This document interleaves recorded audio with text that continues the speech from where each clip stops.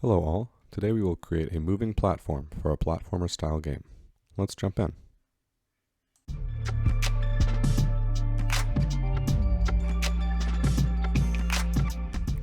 We will create a new level, File, New Level, Basic.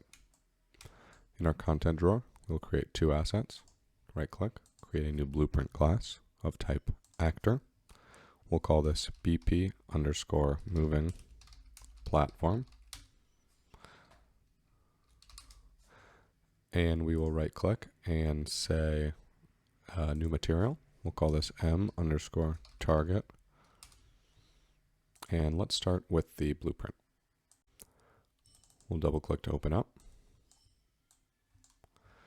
And we'll create three components.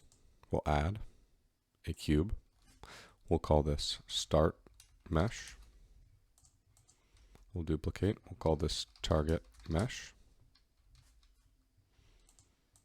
And we'll duplicate one more time and we'll call this platform. We'll attach our platform to our start mesh. And we will select both our start and target. Go to the details. We will type hidden in game and select that variable. We'll make that true. And we will also type collision. We will say generate overlap events is false. Can character step on is also false, so we'll say no. And then collision presets will say no collision. Let's make our target, start, and platform a scale of 2 by 2 by 0.25. And then we'll go back to our platform and we'll actually zero this out so that it just has a 1:1 scale relative to its parent, which is the start mesh. Let's go to our target mesh, which is also, we could call this our end mesh. And let's change the location of this by default to 1000 in the Y, so 0, 1000, 0, so that it is out in space like that.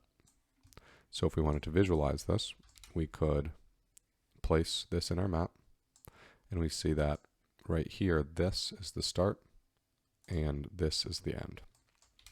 Let's make that apparent by creating material. So we have this M target material.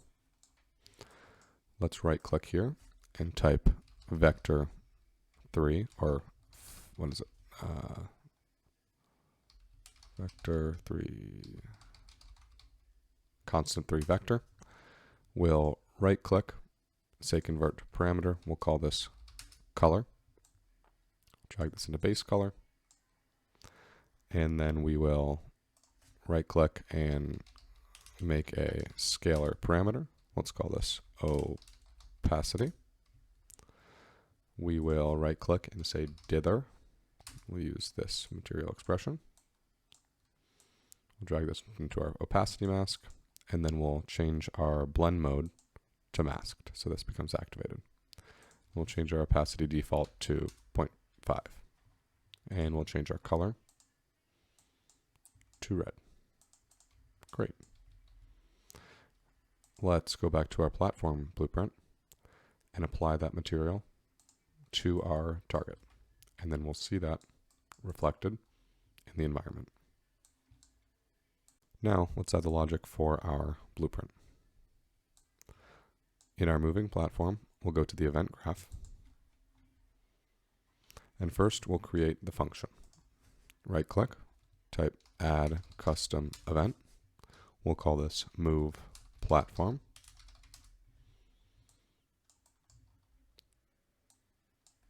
Let's create a timeline. Right click, add timeline.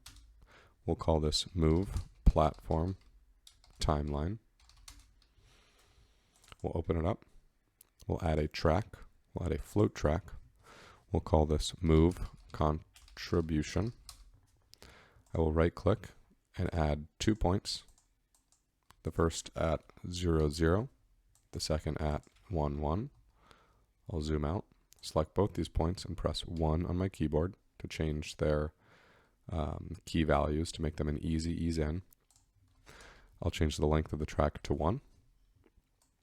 And I'm going to do this so that I can scale the rate easily of that timeline. So I can give it a different time duration more easily. So to do that, I will grab my move platform timeline and I'll say get. I will pull off and I'll say set play rate. And then I will pull off here and say divide. And I will say 1 divided by. And I will promote this to a variable and call this determined play rate. So this is something that I'll set in a moment on begin play. So I'll drag this into here. And what I'm actually going to do is, so at the end of the timeline, I'm going to determine which direction, so either forward or backwards, that the timeline went. So over here, I'll say promote to variable, and I'll say direction is fine. So when finished, set the direction, but beforehand, I'm going to get the direction, and I'll say switch on direction. And effectively, if the timeline just went forward, now I want to go backwards. If the timeline just went backwards, I want it to go forwards. So this will create a sort of ping pong effect, going backwards and forwards. And we'll set the initial direction once we compile to backwards so that the first time it will go forwards. Now, what we'll do is on the timeline, we are going to set the world transform. So I'll say set world transform of our platform. And we're going to want it to move between the 2 points. So I'll pull my start and end mesh onto the graph. And I'm going to say for both, get world transform. I'll copy this, paste this. And then I'm going to pull off this and say lerp transform. So this is a linear interpolation between the 2 transform values. I'm going to pull my move contribution into the lerp as the alpha. I'll pull this value into here, and that should be all. So let's now actually what we're going to do at the end, we're going to sort of just loop this over and over again. And so we're going to say after it's completed, set the direction and move platform.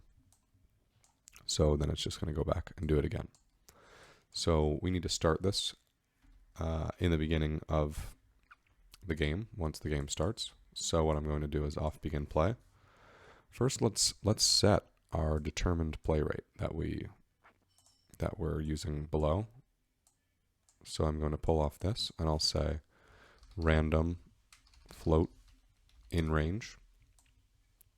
I'm going to pull off min. I'm going to say promote to variable as min time. And I'll say max time. We're going to expose these actually, so we have access to these in our viewport. Our minimum time, let's say by default, is 1, and our maximum is 3. So basically, it could either take between 1 and 3 seconds for any of these platforms to get to their destination. And then we will say set timer by event. We'll pull off event and say create event. And then we will select move platform. And we'll use another random float in range here to say start moving the platform between 0 and 2 seconds. Let's save this. Now let's go back to our level to test. When I press play, we should see that it'll wait and then it'll start to move to the destination. When it gets to the destination, it'll move right back and bounce back and forth between the 2 locations. Now let's show some examples of how this can be used in your level. I'll take my blueprint and I will duplicate it 5 times by using Alt drag, and we'll create different variations of the same platform. So let's say the first one is a very fast platform between 1 and 2, and I'll use a rotation of 90 degrees so that it rotates as it moves. The second one, let's say it's between 3 and 4, and it executes a 180-degree rotation. The next one, we'll move the start mesh to make this a further rotation. The fourth one, we'll move it so it goes at a diagonal in space. And the final one, we will zero out the end mesh, and we'll actually move the start mesh vertically. And so we'll move this blueprint in this direction now, so that this one moves up and down like an elevator. So I will drag, we'll just, I'll drag a cube into the environment so we can sort of visualize this as our starting platform.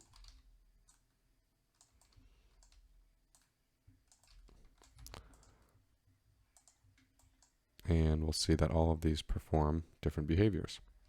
So this one, rotating 90, oh, missed it. The next, 180.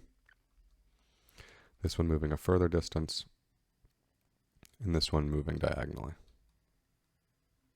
And the final is an elevator. So that one obviously probably a little bit too fast, but good to illustrate what can be accomplished using this simple blueprint. Hope you all enjoyed this video and stay tuned for more Unreal Engine 5 tutorials. Thanks all.